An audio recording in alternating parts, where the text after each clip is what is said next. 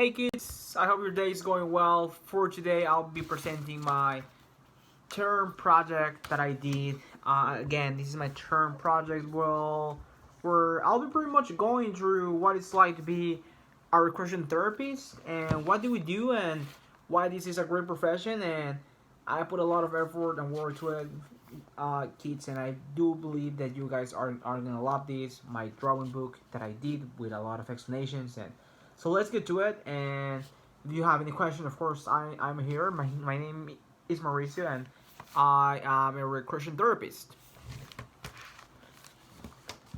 First off, we are going to start with Florence Rectangle. So here, this woman that we see here. Again, I'm not going to go through the whole story because it will take me like half an hour. But this woman was a woman that pretty much started as set a tone for regression therapies. Here's how I drew her.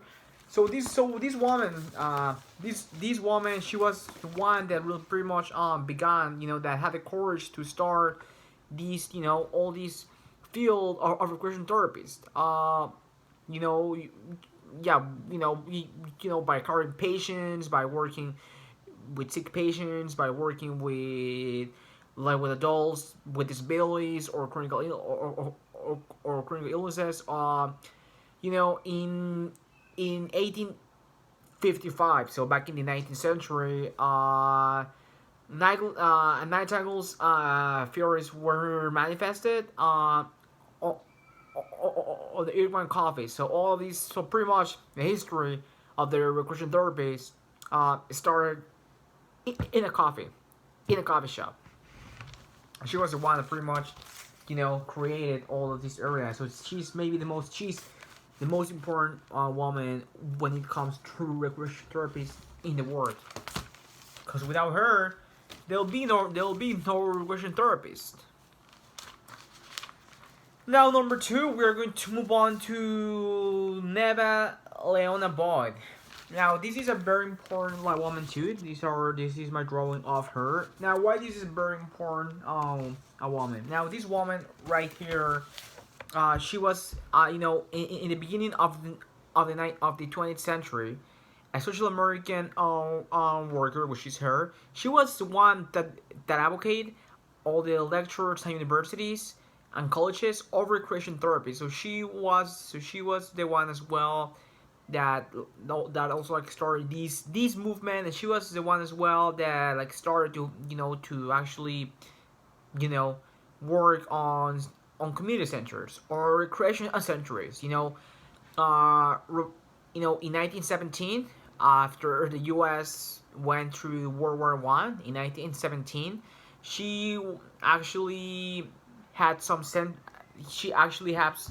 had some recreation rehab centers where she hosted a lot of soldiers that were coming from war, and soldiers that lost like an arm or a leg, or soldiers that had brain damage, and she was the one in charge for taking care of those soldiers. Again, it's been more than a century now since this happened, and she actually got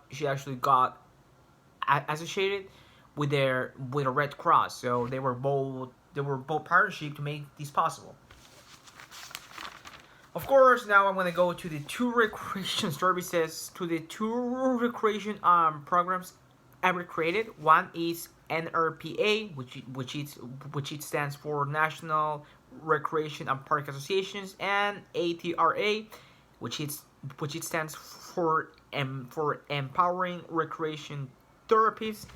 So you can see here are the two logos that I draw, and here are pretty much those two associations were the ones that were first discovered, and when they were the ones that were first created on the history of recreation therapies. And they were both established not long time ago. They were both established. The two associations were established on June 12 of 1984 in Washington D.C. So it has not been that long since the NRPA and the ATRA were associated and actually became the most important associations on regression therapies. Now moving on, I will actually explain on a very brief way what is therapeutic recreation. So as you can see here on this picture, guys, this picture that I wrote, here is our symbol. This is our logo for therapeutic recreation, and it is very important that we know, I mean, the concept, right, of what we do. Our therapeutic recreation. So our definition for therapeutic recreation, it is the provision of treatment and services and provision of recreation services to persons with disabilities or illnesses like conditions, right? So we want to make sure that those people that have any type of disabilities or any type of illness can actually have a better life and can actually have a purposeful life. And we want to make sure that we can actually provide patients in the world to have a better quality of life. And that's our mission, to really try to push those people to really have a happier life than they already have, and to really help them to have a life with, with more fulfillment. Now I'll be going very quick to some of the activities that we have us as recreation therapists. I'm pretty sure that you kids are gonna love a lot of these activities. A lot of these activities are actually very fun. Here is my drawing, and here is our therapies, right? So yeah, we have arts and crafts, as you can see here. We have drawing, well, I mean, we have a lot of activities that are actually great for in the field of recreation therapies and for the patients, right? We have the art therapies, right? We have, and I'm just gonna read very quick some of the titles that you can have if you work on the field of recreation therapies. We have psychologists, we got psychiatrists, we got social workers, we got music therapies, we got nurses, we got personal care people, we got physicians, we got we got physical therapists, we got counselor, we got dance movement therapy. So all of these are titles that you can actually apply to your life when you become a recreation therapist. So it's important that we remember that. Some of the job titles as well are the activity director, the recreation therapist, the case manager, the wellness therapist, and the inclusion coordinator. This is also a draw that I did where you can see this nurse is helping this patient that pretty much, maybe that patient had brain damage, or maybe that patient had like an accident, or maybe that patient had a stroke. So I personally specialize myself on the field of recreation therapies. That's where I invest my education, and that's the field that I decided to apply into my life. The field is wide. It's a very wide field, but I decided to go more to the field of recreation therapies. But of course, there are so many titles. So there's not only one of recreation therapists, there is way too many. And here we have some settings. Now this is actually a real place called Shady Oaks Retirement Village right here in Canada. As you can see on my drawing of the place, this place is actually real. And this place is actually found on Oakville, Ontario.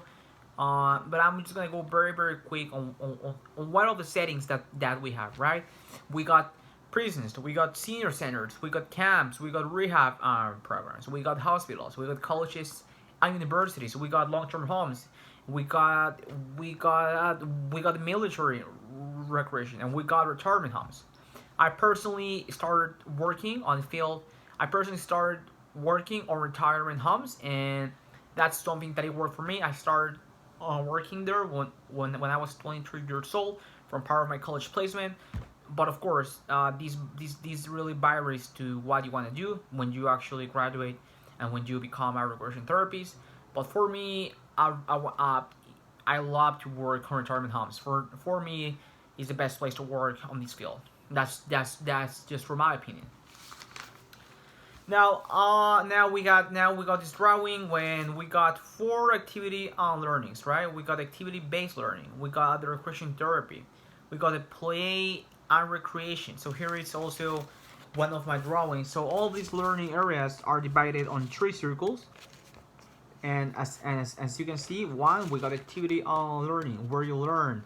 Then we got the play and recreation, where patients can play and learn and get better in life.